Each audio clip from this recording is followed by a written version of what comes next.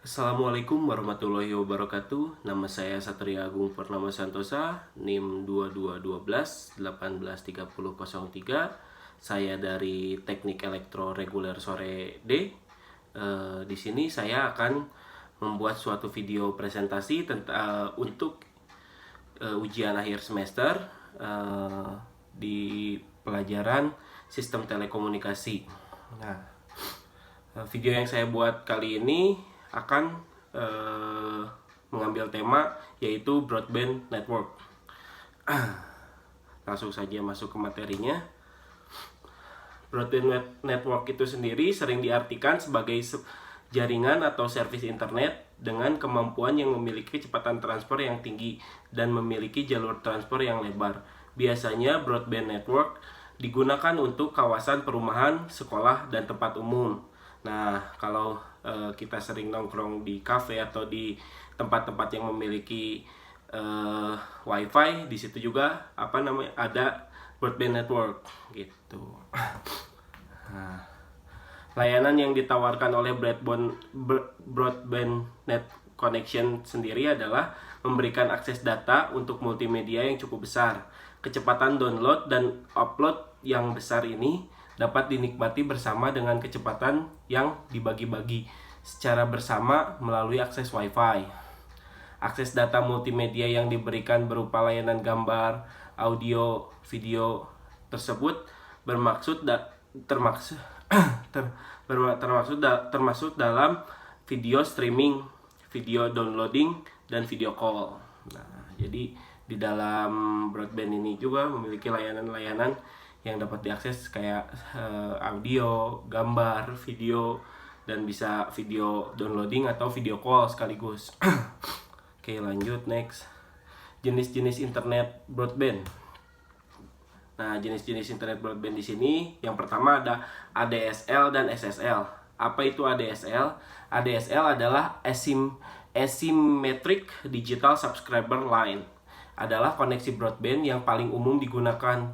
Koneksi broadband ini banyak digunakan keperluan rumahan dan keperluan pekerjaan. Dan ada juga koneksi ADSL ini juga merupakan saluran digital yang dapat digunakan untuk mengakses internet tanpa mengganggu saluran telepon atau kabel telepon lainnya. Nah, yang kedua ada SDSL, Systematic Digital Subscriber Line. Mirip dengan ADSL, mirip dengan ADSL, hanya memiliki satu perbedaan, yaitu kecepatan upload. Nah, di kecepatan uploadnya sendiri SDSL ini memiliki kecepatan yang lebih unggul dibandingkan dengan yang tadi ADSL. Kecepatan download dan upload yang cepat dan stabil biasanya digunakan atau diperuntukkan untuk tujuan bisnis. Internet untuk hal bisnis membutuhkan kecepatan internet yang sama dan stabil dan digunakan untuk dial up. Koneksi SDSL memenuhi persyaratan untuk biaya untuk itu. Biaya SDSL sendiri lebih mahal dibandingkan ADSL. Namun kalau untuk bisnis atau industri ya why not gitu, lebih cepat lebih baik. Lanjut, koneksi internet broadband wireless. Koneksi internet nirkabel adalah kebutuhan sepanjang hari untuk saat ini. Laptop dan ponsel semua memiliki koneksi internet nirkabel.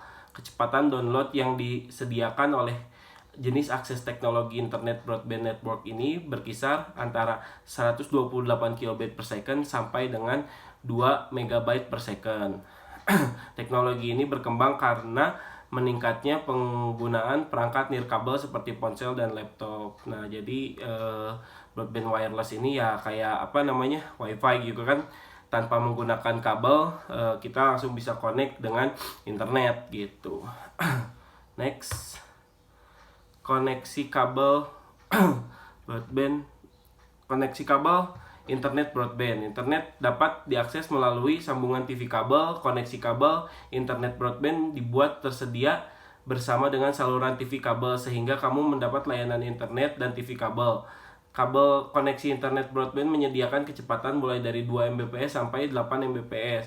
Sambungan secara luas digunakan di daerah perumahan di beberapa kota-kota besar. Hal ini lebih terkenal dibandingkan dengan koneksi internet ADSL, meskipun kecepatan download dan upload dari kedua jenis koneksi internet ini sama. Nah, ini mah untuk yang menggunakan kabel.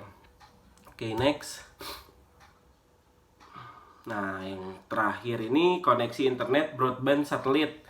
Dalam jenis koneksi internet, satelit menyediakan akses internet. Hal ini membutuhkan parabola dan membutuhkan perangkat keras pendukung lainnya untuk menerima sinyal. Kecepatan yang ditawarkan oleh koneksi internet satelit adalah 2 Mbps untuk download dan 1 Mbps untuk upload. Kecepatan ini tidak lebih tinggi dibandingkan dengan jenis lain dari koneksi broadband. Pada koneksi satelit broadband, faktor cuaca mempengaruhi sehingga besar sinyal pada jenis koneksi ini.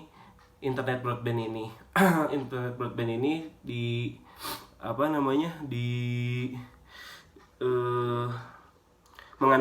sangat mengandalkan cuaca ya. Seperti yang kita tahu kan, kalau satelit itu berada di luar angkasa ya, yang bukan ada di bumi ini gitu. Hujan terus kabut itu akan menghalangi sinyal-sinyal yang harusnya diterima dengan baik oleh smartphone atau laptop kita. Dikarenakan kabut atau adanya hujan, sinyal tersebut terbiaskan atau tersamarkan dan hasilnya tidak akan sebagus atau sejernih jika tidak ada gangguan tersebut gitu. Barangkali hanya sekian presentasi dari saya. Mohon maaf bila banyak kesalahan. Akhir kata, wabillahi taufiq wal hidayah. Wassalamualaikum warahmatullahi wabarakatuh.